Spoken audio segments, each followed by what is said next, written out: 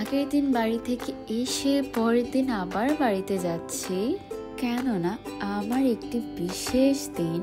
গোটা বছর যে কটা দিনের জন্য আমি ওয়েট করে থাকি তার মধ্যে অন্যতম আমার গোপালের জন্মতিথি। ক্লাস করে এসে একটু গড়িমসি করছিলাম, খুবই আলসামো লাগছিল। তারপরে চা খেয়ে তড়িঘড়ি করে বের হয়ে গেলাম। এরপর এক ঘুমে বাড়িতে। বাবুর একটা কলে ঘুম ভেঙেছিল। এটা আমার খুবই বাজে অভ্যেস, গাড়িতে ঘুমিয়ে যাওয়া। এই এত ভালো ওয়েদার ছিল, যেই ট্রেন থেকে নামলাম তখনই হুট করে বৃষ্টি শুরু। আমি তো আর এমনি এমনি বলি না যে আমার সঙ্গে বৃষ্টির একটা প্রবল শত্রুতা আছে। এই তো আমার পৃথ্বী। এরপরে রাতের খাবার খেলাম, আর সব কিছু মা আমার পছন্দের রান্না করেছিল, আমি যেগুলো খেতে ভালোবাসি। আর এর পরের দিন সকালে ঘুম থেকে উঠে আমার প্রথম কাজ ছিল যেখানে পুজো পাঠ হবে তার ওয়ালটা একটু ডেকোরেশন করা। এই তো এরপরে শাওয়ার নিয়ে সুন্দর করে রেডি হয়ে গেলাম। এই পুজোর দিনগুলোতে আমার একটু শাড়ি পরতে ভালো লাগে।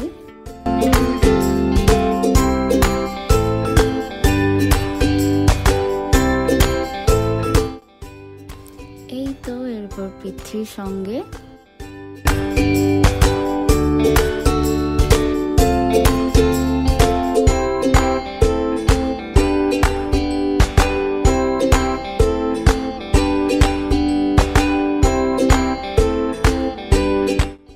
আমি সেদিন তেমনভাবে কোনো কিছুই করিনি, কেবল পুজোর জিনিসপত্রগুলোই গুছিয়েছি। আর মা ওইদিকে ভোগের সব রান্না বান্না করেছে।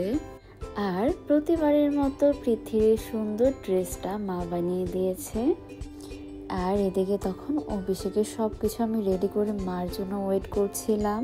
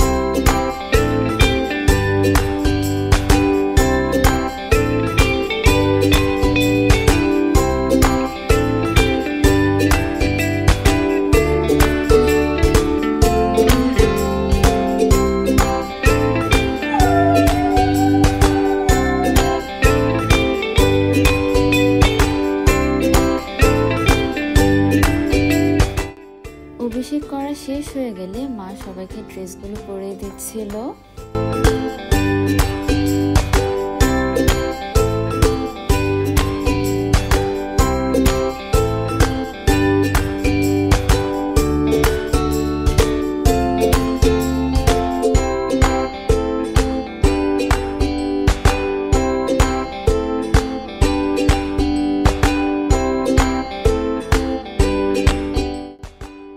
কি যে সুন্দর লাগছিল দেখতে।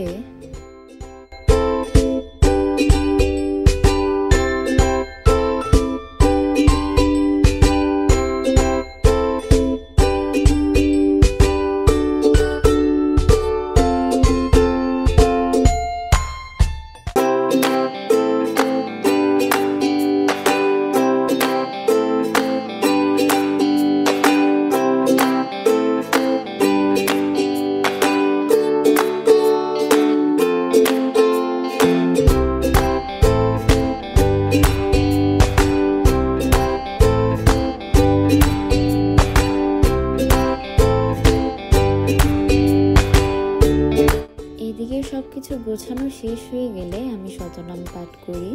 উনি গোপীকান্তের নাম রাখে।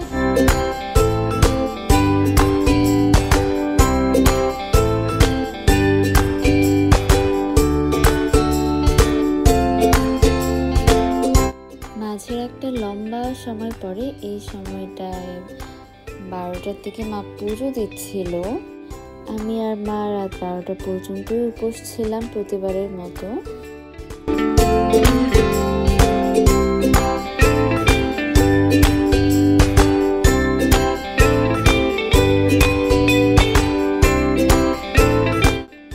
এই তো এখন ফাইনালি আমরা উপোস ভাঙবো।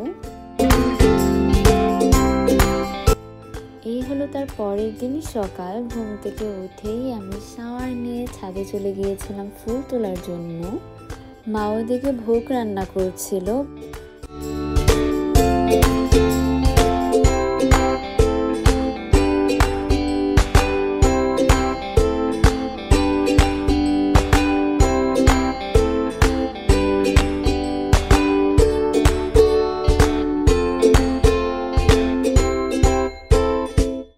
এই তো এদিকে এখন ভোগ নিবেদন হচ্ছে।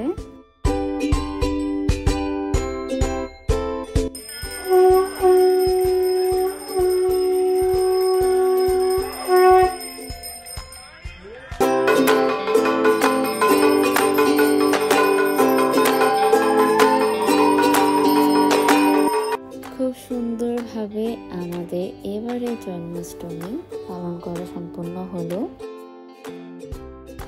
প্রসাদ খাবার পর যেটা আমার মাস্ট নিডেড ছিল, 1 কাপ চা।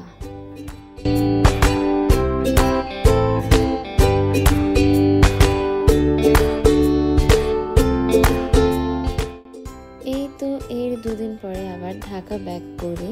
বাড়িতে থাকার সময়গুলো কেমন যেন হুট করেই চলে যায়। এই যে পুরো রাস্তা ভালো ওয়েদার দেখে আসলাম, আর ট্রেন থেকে নামার পরেই ঝুম বৃষ্টি।